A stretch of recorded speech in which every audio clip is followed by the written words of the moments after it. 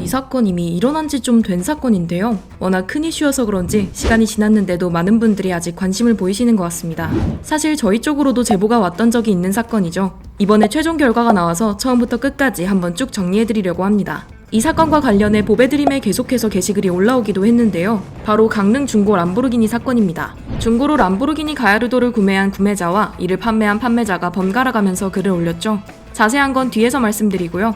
구매자에 따르면 구매 과정 때는 분명 판매자가 젠틀맨이었는데 문제가 생기니 태도가 변했다고 합니다. 그런데 또 이런 일은 양쪽 입장을 들어봐야 하잖아요.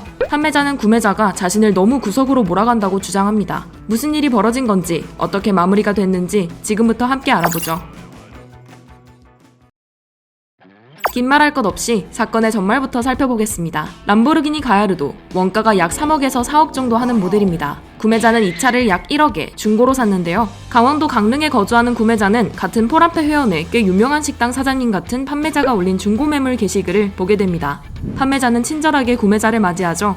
판매자가 시승을 허락해주면서 구매자는 운행도 해봤고요. 차 진단을 해본 결과 별다른 문제도 없길래 흔쾌히 이 모델을 구매하게 됩니다. 하지만 마음에 걸리는 게 하나 있었습니다. 바로 노란색 랩핑인데요. 구매자는 이 노란색 랩핑을 벗겨내도 문제가 없는지 여러 차례 물어봤다고 합니다. 판매자는 랩핑을 제거해도 도장은 멀쩡하고 문제가 생기면 자신이 해결해주겠다 라는 입장이었죠. 이렇게까지 나오는데 설마 무슨 일이 있겠어요?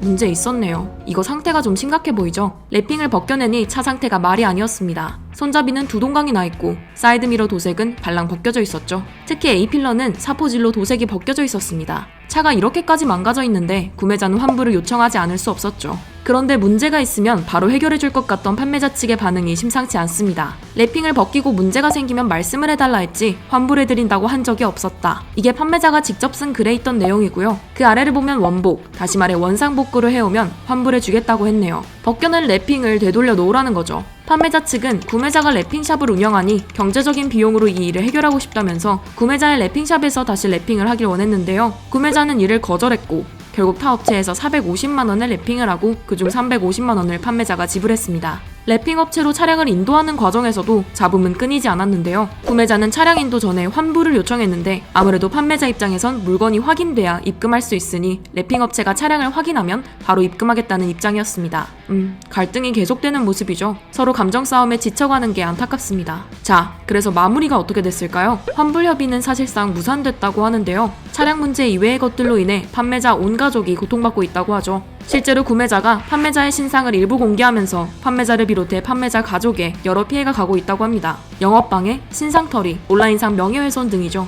이게 환불을 안 해줄 이유인지는 모르겠습니다만 일단 지금 상황은 협상은 결렬됐고 명예훼손에 대한 부분이 추가된 것 같네요. 네티즌의 반응은 어땠을까요? 판매자가 이렇게 글을 길게 쓰면서 자신의 입장을 해명했지만 네티즌의 반응은 차갑기만 했습니다. 아직도 정신을 못 차리네. 랩핑 새로 해서 주면 다른 사람한테 판매할 건가? 글 올릴 시간에 구매자랑 합의점부터 찾아라. 애초에 상식적으로 좀 하지. 이런 반응이 있네요. 판매자가 올린 글에 제일 화가 났던 사람은 사실 구매자였는데요. 그래서 이렇게 반박글도 올렸습니다. 내용을 요약하면 사과는 없고 변명뿐이라는 겁니다. 실제로 판매자는 자신이 랩핑을 직접 한 게 아니기 때문에 랩핑 제거 후 도장 상태를 몰랐다고 증언했는데요. 이에 구매자는 지금 님이 피해보고 있는 건 중요한 게 아닙니다. 요점은 하자 있는 물건을 팔았고 사후 대처를 잘못했다는 게 중요한 거예요. 님이 차량에 문제가 있는 걸 몰랐어도 그 사실을 알게 됐다면 환불 조치해주는 게 맞는 거예요. 라며 일침을 날렸습니다. 네티즌은 맞습니다. 왜 가해자는 피해자 생각은 1도 없고 본인들만 힘들다고 하나요? 원인을 제공했으면서. 이 말이 정답이다. 라는 반응을 보였습니다. 지금까지 강릉 람보르기니 사건에 대해 알아봤습니다. 아무리 중고라도 1억이 넘는 차량인데 이런 하자들이 발견되면 참 착잡할 것 같습니다.